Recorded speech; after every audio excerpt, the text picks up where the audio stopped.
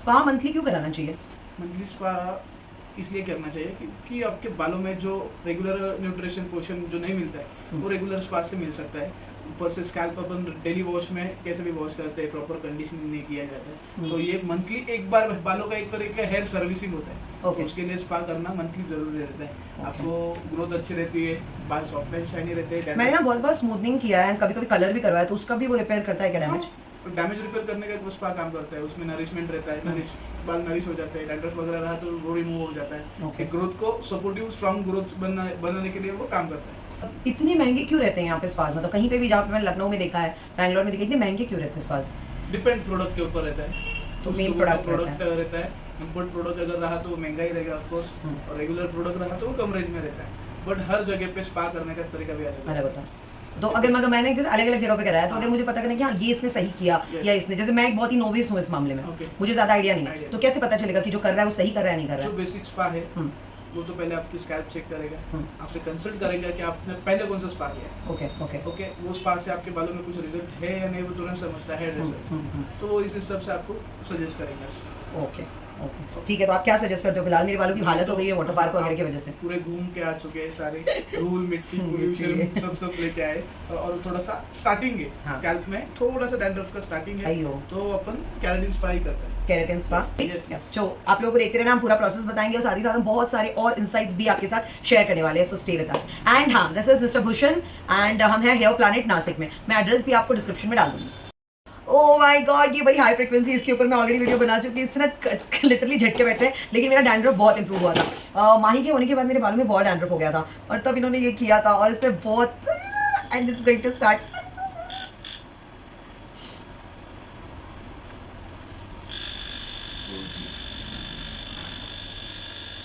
ये सेफ होता है ना, लाइक रेडिएशन वगैरह सब कुछ नहीं रहता ना? डिपेंड है उसके ऊपर, कंपनी ने स्पीड भी दिया है, okay. वो डिपेंड आपके हेयर ड्रेसर के ऊपर आप कैसे मेंटेन करते हैं।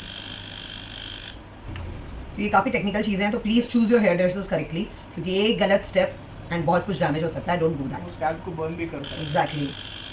हेयर वॉश कर लिया, कंडीशनिंग भी कर दिया हमने, अब हम जा रहे हैं नेक्स्ट प्रोसेस की तरफ। अब अपन क्रीम अप्लाई कर रहे हैं। ऐसे स्ट्रैंड्स ले लेंगे तो वो टाइम लगेगा, बट क्रीम अच्छे से इमल्सिफिकेशन होती है। हर एक बालों को क्रीम अच्छे से लगना जरूरी है। एक क्रीम स्कैल्प टच नहीं लगाना, स्कैल्प से हाफ इंच छोड़ के लगाना, बिकॉज आप जब मसाज देते हो तब तक स्कैल्प को जितना चाहिए उतना मिल जाता है।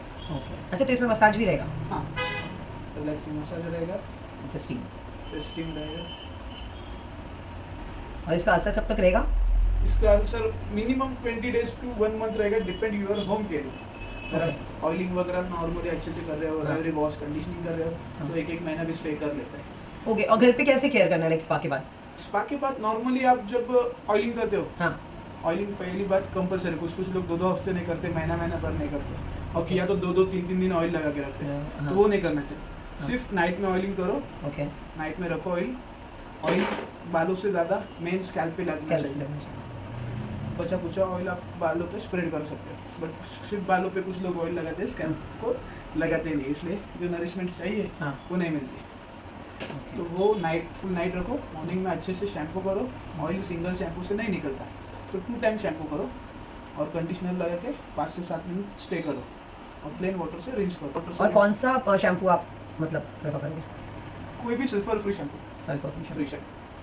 और शैम्पू करने का कोई सही तरीका? कुछ लोग बोलते पानी में पूरा मिला दो शैम्पू एंड देन उसको शैम्पू करो। नहीं, ऐसा कि पानी में मिला के आप ड्राई बालों पे शैम्पू लगाते हो? नहीं। तो ऐसे भी जब आप वेट हेयर पे शैम्पू लगाने वाले, तो उसकी पावर नॉर्मली नेचुरली कम होने वाली है। तो अगर उसको आप और पानी में मिक्स करके फिर जब लगाते हो, तो शैम्पू का जो मेन वर्क है वही माइल्ड हो जाता है। फिर आप बोलते हो शैम्पू काम नहीं करता है। शैम्पू की जो पावर है वो आधे से आधा आप पहले कर देते हो, तो वर्क नहीं करेगा। तो अपन जैसे नॉर्मल बालों को गीला करने का हाथ में रहेगा, हैंड से लगाना करो, और थोड़ा सारे स्कैल्प से लेके टिप्स नोट डाउन कर लो, क्योंकि मुझे बहुत सारे वीडियोस आते हैं, शॉर्ट्स एंड रील्स में हम देखते हैं जहाँ बोला जाता है शैम्पू को पानी में पूरी तरह से घोल लो एंड देन लगाओ।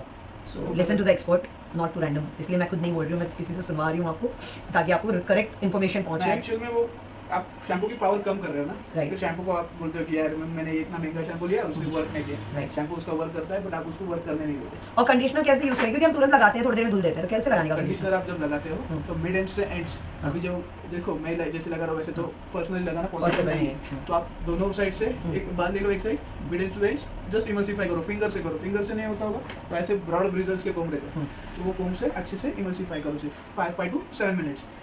बचा कुछ आपको हाथों में फील होगा कि आपके हाथों में थोड़ा सा सिरप कंडीशनर लगाए तो ऊपर के ऊपर जस्ट ऐसे लगाओ, स्कैल्प पे ना टच करना, और वैसे करके 5-7 मिनट बाद प्लेन वाटर से रिंस करो। रिंस करते वक्त अच्छे से रिंस करना है, थोड़ा भी कंडीशनर बालों में नहीं रहेगा। फिर अगर रहेगा तो फिर बाल, कुछ लोगों का कहना रहता है कि मेरे बाल ऑयली हो जाते हैं कंडीशनर लगाने से, बिकॉज वो ठीक से वॉश नहीं करते, तो नरिशमेंट की जगह पे वो स्वेल करने लगते हैं, डस्ट वगैरह की वजह से ऑयलीनेस पकड़ता है।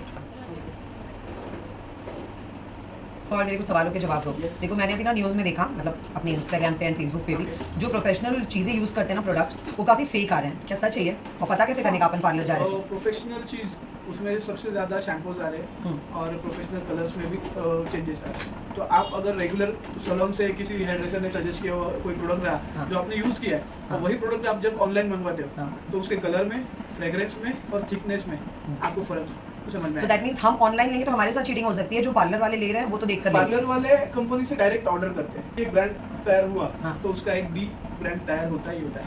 मतलब लोरियल वगैरह का भी चीटिंग हो सकता है। एनी ब्रांड्स, अभी बॉम्बे में तो 2-3 बार बड़ी फैक्ट्रीज पकड़े गए जहाँ पे फेक शैम्पूज की फैक्ट्री थी। तो और एक सबसे इंपॉर्टेंट सवाल, घर पे जब हम बालों का केयर कर रहे हैं तो किन किन चीज़ों पे ध्यान देना? जैसे ऑयलिंग वाला आपने बताया, उसके अलावा किन किन चीज़ों पे ध्यान देना? और ये जो मतलब किचन प्रोडक्ट्स होते हैं ना, दही लगाना, अंडा लगाना है, तो कितना बेहतर है, कितना मतलब करना चाहिए महीने में एक बार किया तो ठीक है, डिपेंड ऑन वेदर। अगर आप कोल्ड वेदर में दही लगा रहे हो तो आपको सर्दी का प्रॉब्लम हो सकता है। अंडा भी ज़्यादा से ज़्यादा हाफ एन आवर लगाना है, उससे ज़्यादा नहीं लगाना है, क्योंकि वो अंडे में भी सिर्फ येलो एग अवॉइड करके व्हाइट एग लगाना है। ओके, अंडे वो येलो निकाल देना है, सिर्फ व्हाइट एग लगाना है, पूरा एग नहीं लगाना है। अयो, हम लोग तो सीधे तोड़ के पेट के लगा लेते बालों में। सिर्फ व्हाइट एग लगाना है, अच्छा, येलो एग निकाल देना है। और जितना ज़्यादा हो सके बालों को अगर अच्छा रखना है तो मेंटेन कोल्ड वाटर से वॉश करना सीखना। हमारे लखनऊ में बहुत ठंडे कर दिया, थोड़ा सा वार्म करो, पर एकदम गर्म पानी से बाल फ्रीजी हो गए, बाल ब्रेक हो गए, बालों में ड्राइनेस जरूर आएगा। और नॉर्मल लखनऊ में अगर ठंडी है तो आप एक रूम टेम्परेचर वाटर, ओके, उसमें आप वॉश कर सकते हैं। और ये जो हेयर क्रीम्स आते हैं वो लगाना कितना सही है घर पे लगाना? जो स्पा क्रीम्स उसमें भी आते हैं ना बॉटल्स में, कि आप घर पे हेयर स्पा ले सकते हो? ले सकते हो, कोई दिक्कत नहीं। वो सही है? सही है, बट आपको उसका ठीक से यूज करना आना चाहिए। टाइमिंग मैटर रहता है कुछ प्रोडक्ट्स का, टाइमिंग पे भी खेल रहता है, इसलिए अगर आपके बाल बहुत बड़े लंबे तो आगे करो। ओके, सबसे मेन ये रहता है। और सेकेंड, कोई भी क्रीम लेने से पहले उसका पूरा डिटेल जान लो, उसका टाइमिंग जान लो। कुछ लोग करते हैं, भाई मैंने क्रीम लगा लिया, अभी मेरा इतना काम कर लेती है, बट वहाँ पे ओवर प्रोसेस हो जाता है। अच्छा, तो बाल डैमेज करने का काम भी कर सकते हैं। ओके, टाइमिंग पे आपको ध्यान रखना है। टाइमिंग पे ध्यान रखना है। हमारा नेक्स्ट स्टेप, मुझे लगता है यहाँ पे बहुत सारे स्टेप्स कर रहे हैं, लाइक यहाँ पे स्पा में, अदरवाइज इतने नहीं करते हैं। मुझे लगता है हेयर क्रीम लगाते हैं, थोड़ा मसाज करते हैं, वॉश कर देते हैं। बढ़िया मजा आ रहा है मुझे। या प्लानेट इटर्स तो तुरंत हम हेयर वॉश नहीं कर सकते। ओके, गर्म पानी, स्कैल्प गर्म रहता है तो 10 मिनट 5 मिनट बैठने से अच्छा रिलैक्सिंग मसाज में और थोड़ा सा ऐड कर दो। ये वाइब्रेटिंग मसाज है, इससे वेंस, हर एक वेंस, हाँ, जो ब्लड क्लॉट्स रहते हैं वो ओपन हो जाते हैं और एक रिलैक्सेशन भी मिलता है। ये कॉम्प्लीमेंट्री होता है और किया तो हर किसी ने किया तो और अच्छा है। सही है, रिलैक्सिंग तो है भाई। फाइनली मेरा हेयर स्पा इज डन और इस वीडियो में बहुत सारे हेयर केयर के इनसाइट्स आपको मिले। आई एम प्रीटी श्योर आपको बहुत यूजफुल लगा होगा। कैसा लगा हमें कमेंट सेक्शन में जरूर बताना। Again I repeat, this is here planet और हमें नासिक में एड्रेस और फोन नंबर एवरीथिंग मैं आपको डिटेल में दे दूंगी डिस्क्रिप्शन में। साथ ही साथ भूषण भैया का इंस्टाग्राम पेज का भी डिटेल दे दूंगी, फॉलो इन देयर। और भी ऐसे बहुत सारे टिप्स एंड ट्रिक्स जाने के लिए। Thank you.